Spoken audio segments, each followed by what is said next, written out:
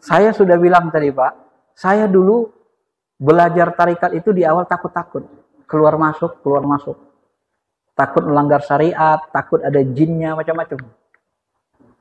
Tapi saya ikhlaskan hati saya tundukkan, ya Allah, niat saya belajar ini ingin mengenalmu. Tidak perlu saya jin, tidak perlu saya selain darimu. Nah, maka bahasa mursyid saya itu, Pak Faisal, kalau niat kita belajar ini adalah Allah, jatuh kita ke paret, disambut Allah, tangan kita dinaikin lagi, dilurusin. Karena niat kita Allah, Pak, mau kenal Allah, bukan yang lain. Kebanyakan orang belajar spiritual ini sesat. Pertama tak berguru, sendiri-sendiri. Saya jelasin gini di YouTube, nanti ada di YouTube saya nanti silakan Bapak lihat, itu ada orang yang mau belajar sendiri, gak punya mursyid. Itu bahayanya nanti Pak, kalau kebuka bersih bening hatinya diamalin sendiri, nampaknya yang gaib-gaib aneh-aneh nanti bisa, kalau nggak ada yang nuntun, nggak ada yang berpengalaman, di situlah nanti mulai lari-lari kan. Nah, itu yang membuat lari-lari nanti gitu. Jadi harus ada orang yang lebih tinggi mursyid. Kalau saya memang sudah dapat ijazah wakil mursyid, boleh membaiat, boleh membimbing, boleh mengajari, maka saya ajarkan. Teorinya saya ajarkan, prakteknya pun saya ajarkan, sudah dibolehin. Ya. Di awal perjalanan dulu, saya takut-takut Pak, takut jin. Bahkan waktu masih di makom awal rasa, masih belajar berzikir dengan hati, zikir keras la ilaha illallah waktu tahajud, kadang-kadang seperti ada jin dekatin saya. Waduh, ini kalau diturusin berkelahi pula lagi nanti ini kan gitu kan. Akhirnya saya agak takut, udahlah berhentiin gitu. Nah, tapi kalau sudah tinggi kita, lebih tinggi dari itu, tadi zikir kolbu namanya. Kalau sudah dizikir roh yang seperti ini, itu jinnya takut dekat sama kita Pak. Yang kayak Ustaz Danung itu. Jinnya malah ketakutan. Dan kita nggak ada takut lagi sama makhluk itu. Ah, itu hebatnya. Kolbu kita itu kayak baja gitu. Dia nggak takut gini. Makanya nanti kalau udah kuat rohaninya, ya kita ya kan seperti dikatakan ulama, sahabat itu di malam hari nangis saja kerjanya. Tapi siang hari kayak harimau. Kayak harimau maksudnya apa? Kalau perang, nyawanya, lehernya murah harganya, Pak. Karena imannya sudah benar, sudah bagus. Kalau kolbu kita bertuhan tidak pakai kolbu, Bapak rasakan nanti hampa, tidak sempurna.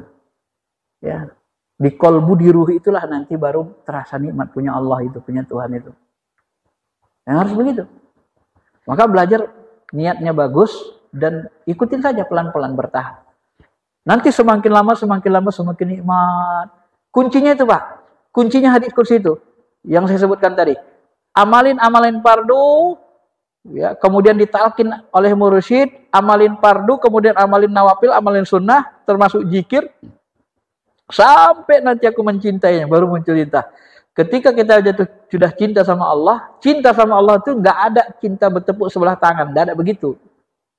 Kalau sudah muncul rasa cinta, ana inda abdi jonibi, saya sesuai dengan rasa di hati hambaku. Kalau kita cinta, Allah cinta. Kalau kita rindu, pasti kita dicintai Allah, termasuk orang yang dicintai.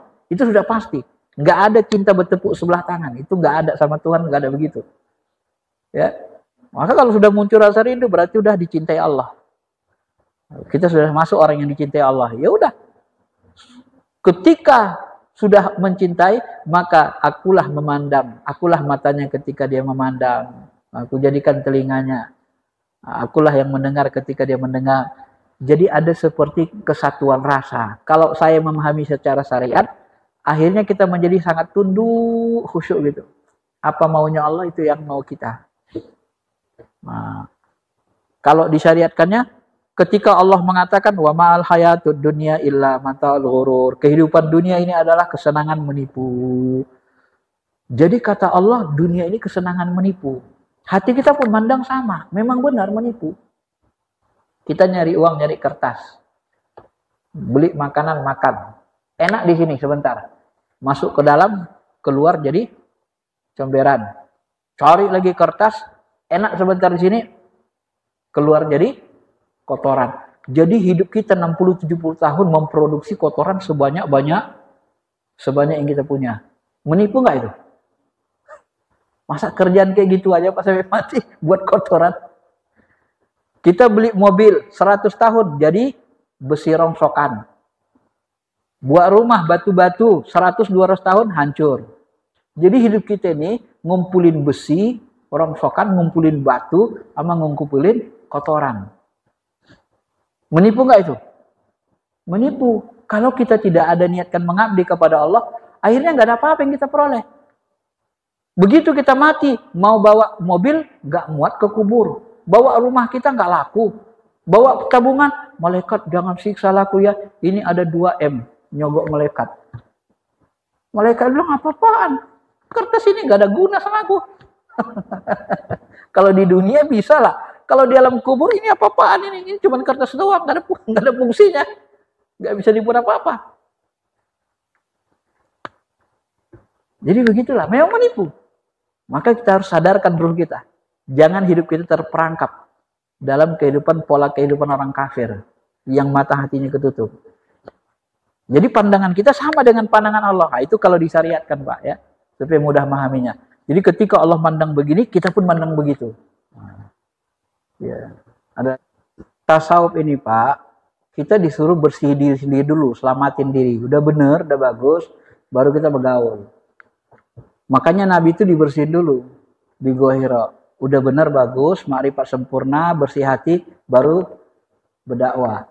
Sebab kalau nggak bersih kolbunya, nggak bagus makrifatnya, tiba-tiba terjun ke tengah masyarakat, nanti kita merusak orang ramai.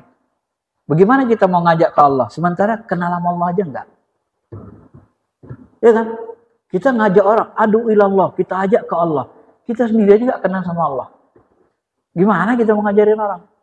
Makanya situlah perlunya talqin tadi. Kita ditalqin orang yang ma'rifat. Ya. Kita kan masih ngerjain dunia. Al-Ghazali dulu Pak Rektor dia. Ditinggalinya rektornya. Di masjid itikaf dia. Berapa tahun dia tutup? 4 tahun atau 5 tahun atau berapa tahun? Tembus ma'rifatnya. Dipaksa lagi jadi rektor dia. Kalau nggak mau dipenjara anak istrimu. Kata penguasa. Akhirnya jadi rektor. Apa beda aku dulu sama sekarang, kata Ghazali. Dulu aku nulis sombong sekali. Mau menghantam ahli filsafat supaya aku dibilang hebat, pintar, segala macam. Sekarang nggak ada yang begituan. Yang ada hanya Allah. Jadi dulu kotor, sekarang bersih. Jadi ujlah itu, itikaf itu, begini Pak. Allah tuh nggak suka dia diduakan. Jadi kalau kita waktu ibadah aja gitu. Jangan nyambil-nyambil. Nah, maaf ya, seperti saya ngobrol sama Bapak. Saya ngobrol sama Bapak, tiba-tiba mata saya ke sana nyambil. Gimana Pak? Bapak? Ya nggak suka Bapak nyambil. Khusyuk itu kan fokus, nggak nyambil-nyambil. Nah, bagaimana supaya fokus? Dilatih. Orang Cina itu Pak, sebenarnya orang Tionghoa itu, mereka pakai apa istilah Hindu Buddha itu? Apa istilah orang tuh? Yoga. Iya kan? Yoga apa itu ya? Model diam, tenang. Yoga namanya. Latihan yoga. Orang itu saja kalau jatuh bisa tenang. Cuma mereka sampainya ke diri, tidak ke Allah, nanti tak tersambung. Karena tak ada keimanan tadi. Nabi Musa saja Pak. Musa tinggalkan dakwahmu semua. 40 hari naik. Fokus dulu di Bukit Tursina. Karena kalau nggak fokus, nggak bersih dia. Nggak boleh cabang-cabang kolbu kita itu. Fokus ya dulu. Sudah bersih-bersih, baru turun. Baru turun lagi. Kan gitu. Jadi sebentar saja Pak. Maka tarikat itu buat persulukan itu begitulah. 40 hari, 10 hari. Fokus dulu ke Allah dulu gitu. Supaya apa? Kalau fokus dia ke Allah aja, baru terasa. Baru Allah tuh mau dekat sama kita. Dia nggak mau disyirikkan gitu. Ada 2 dalam diri kita, ada lagi orang lain, nggak mau. Wah, kira-kira gitu. Masih ada yang lain, nggak mau aku dekat samamu. Nggak mau dia dekat sama kita Pak. Dia paling pencemburu. Dia nggak boleh disyirikkan, diduakan. Makanya fokus aja dulu. Tinggalkan dulu. Baru nanti Allah datang. Baru terasa nyata. Ya Allah, nyata-nyata. Baru Allah tuh nyata. Baru nikmat terasa beribadah itu Pak. Nah, sudah dapat, baru kita bergaul lagi sama orang ramai gitu. Jadi sesaat saja gitu ya. Bukan selamanya. Ibaratnya udah sampai ke Tuhan, turun. Kan Nabi udah nyampe ke Allah kan, Mi'raj, turun lagi kan? Turun. Bukan kayak Nabi Yunus, udah sampai ke surga, nggak mau turun-turun dia. tinggalkan aja dunia kan. Kalau Nabi Muhammad turun lagi gitu. Nah, itu logikanya ya. Sudah kita mudah memahaminya. Saya, nanti Bapak lihat YouTube saya, bocoran rahasia langit, pemenang pemilu. Itu saya upload 6 Februari. Pemilunya 14 Februari. Kita udah dapat petunjuk dari Allah siapa yang menang. Itu sudah perjalanan takdir, ya. Kenapa menangnya pun disebut. Penyebab menangnya disebut. Tapi ada hal yang tidak boleh kita sampaikan supaya tidak terjadi chaos kan gitu. Itu kan. Jadi, kita udah diberitahu sama Allah. Teman-teman juga yang bertarekat diberitahu sama informasinya, kita kumpul. Petunjuk Allah itu begitu yang menang. Itu saya buat khusus supaya membuktikan kebenaran ilmu Tuhan itu. Nah, kalau bahasa Hasan Basri ini kan ulama tasawuf juga, ulama hebat, tabi'in. Ada seseorang masyarakat, dia caci maki pemerintah, dia caci maki raja. Kata Hasan Basri, jangan begitu. Pemimpin itu adalah gambaran dari umatnya. Jadi kalau umat ini 70% jahat, Pak, nggak bisa dapat kita belum yang bagus. Paham Bapak? Belum bisa dapat kita yang bagus. Jadi kalau ada ulama tarikat ngikut sama dia, itu untuk bahasanya untuk mengontrol supaya jangan terlalu jahat saja gitu. Paham Bapak? Nah, kalau ada ulama tarikat memihak dia, itu untuk membatasi supaya jangan terlalu jahat gitu. Membantu, ya. Bukan berarti dia sebenarnya memihak yang jahatnya, bukan begitu. Kadang kita dekati orang jahat itu untuk menarik dia ke baik supaya jangan terlalu jahat begitu. Supaya agak ini. Kadang begitu, ya. Banyak itu rahasia-rahasianya juga kan. Ada juga kena terutang budi, kena kena jemaahnya, ya paling tidak dia harus terlibat juga lah memperbaiki kan gitu. Nah, begitu. Kalau Allah sudah menakdirkan begitu mau, ya bagaimana lagi? Kita hanya minta doa. Hidup ini Pak, harus paham kita makna Ar-Rahman Rahim, sifat Tuhan. Man jadda wajada, siapa sungguh-sungguh dikasih. Mau kafir, mau iblis, mau setan, mau orang baik dikasih. Itu Ar-Rahman namanya. Kita nggak perlu heran. Iblis dikabulkan nggak doanya? Ya Allah, kena kau sesatkan aku, hidupkan aku sepanjang masa. Supaya bisa aku goda hamba-hambamu. Apa jawab Allah? Kalau itu mau baik, dikabul. Maunya dia. Jadi orang jahat dikasih, orang baik pun dikasih. Nah, cuman kita harus tetap berpihak kepada yang baik. Kenapa? Itu ujian sama kita. Walaupun misalnya, nih mohon maaf nih, kalaupun kita tahu yang jahat menang, nggak boleh kita mihak situ Pak. Allah mau lihat kita. Kau di mana kau? Walaupun diberitahu kita menang yang si A atau si B, dan menangnya misalnya ya, yang A itu menangnya dengan curang, kita nggak mau mihak dia, walaupun kita tahu dia menang, nggak boleh kita pihak dia. Syariatnya kita tetap mihak yang tidak menang, yang baiknya. Kenapa? Karena yang baik itulah sebenar-benar menang. Kalau kita buat jahat, buat curang, buat keburukan, sebenarnya kita sudah kalah melawan hawa nafsu. Minimal kalah melawan hawa nafsu. Maka Nabi itu membahasakan sederhana. As-sa'adah kullu sa'adah tulul umri fi ta'atillah. Orang yang paling bahagia dari semua orang bahagia, orang yang panjang umurnya penuh dengan taat kepada Allah. Jadi ukurannya taat itu. Apabila mampu kita taat, itulah orang paling bahagia. Miskin taat, kaya taat, berjabatan taat, tidak berjabatan taat, itulah orang paling bahagia. Kalau miskin taat, berjabatan tak taat, itu orang bobrok. Bukan orang bahagia. Bukan orang menang, orang kalah. Kalah dia dengan hawa nafsunya kok. Kok dibilang menang? Jadi hakikat menang dalam pandangan Allah itu orang yang senantiasa taat. Menang kalah itu biasa, tidak ada masalah. Pokoknya asal kita taat, menang. Wah, begitu bahasa agamanya. Mau dia di banyak dukung kita, mau sedikit, menang. Karena kita taat. Nabi Nuh itu Nabi menang, Nabi sukses, apa Nabi gagal? 1000 tahun dia berdakwah. Pengikutnya 83 orang. Lebih banyak jemaah Ustaz Somad.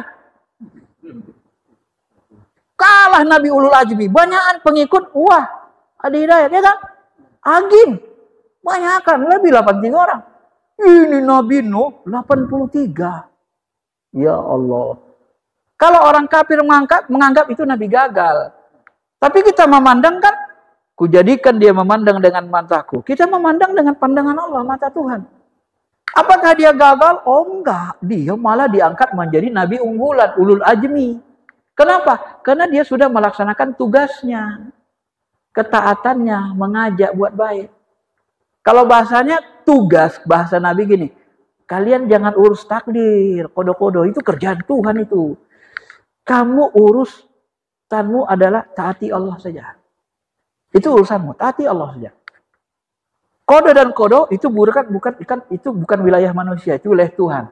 Biarin aja Tuhan yang buat. Wilayah kita tetap berusaha taat. Udah itu aja. Jangan diurus urusan Tuhan. Kodo-kodo itu kan rahasia, itu rahasia Tuhan. Kalau kita dikasih tahu, ya alhamdulillah kasih tahu. Tapi kita tetap memihak yang baik. Tidak boleh memihak yang buruk.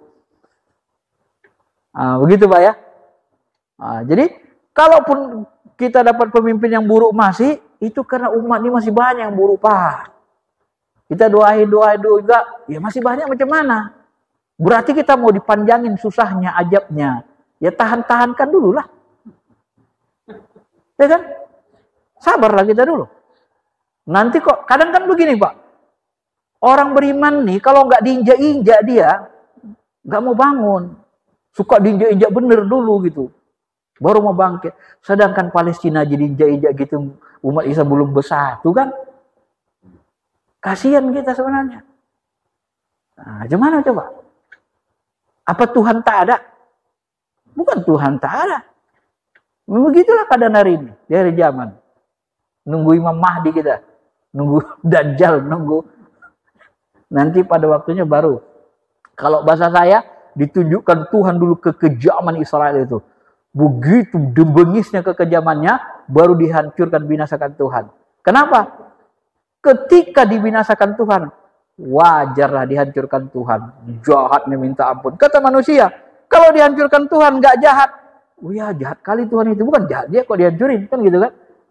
Jadi ada alasan akalnya. Manusia ini minta alasan logis, sebab akibat. Kenapa dia dihancurin Tuhan? Wajarlah karena dia begitu jahat kok. Maka kita harus ikutin saja. Bahasanya ikutin saja. Kayak air mengalir tapi jangan hanyut. Ya, hidup ini air mengalir tapi jangan hanyut. Paham ya? Kalau kita melawan arus, kita nggak kuat. Berenang, lelah, capek. Ikutin arus tapi jangan hanyut. Dan bawa arus itu ke arus yang baik. Itu saja. Baik, segitu aja Pak ya. Ya, mudah-mudahan bisa dipahami. Astagfirullahaladzim.